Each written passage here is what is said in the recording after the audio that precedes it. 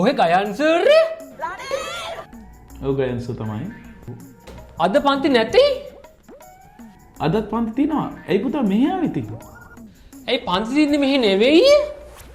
ඉතින් පුතේ පන්ති ඔන්ලයින් නේ තියෙන්නේ. එහෙමයි. එතකොට ඔහෙ කියන්නේ මම පන්ති වලට මෙහෙ එන්න නැති? ඔහෙට පිස්සුවේ නෑ නෑ දරුවෝ පන්ති ඔන්ලයින් තියෙන්නේ. එහෙමයි. එහෙමයි.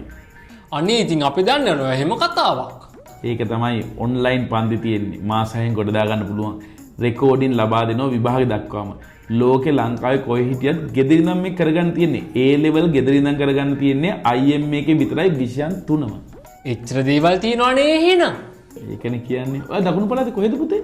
ඔහෙ කොහොමද දැනගත්තේ මම දකුණේ කියලා? ඕකේ තියෙන නල්ලේ කොටලා තියෙන්න ඕනේ. හරි පුතා අදම ගිහිල්ලා ඔන්ලයින් පන්තියට ජොයින් වෙන්නකෝ. පොඩ්ඩක් ඉන්න එහෙනම් මම ඔහෙට වැදලා යන්න. හරි. ඔන්ලයින් වැඩේ හොඳට කරගෙන ඒ තුනක්ම ගන්න ඕනේ. සත්‍ය ධෛර්ය වාසනාව ලැබෙයි. දෙපිටේ කුසල.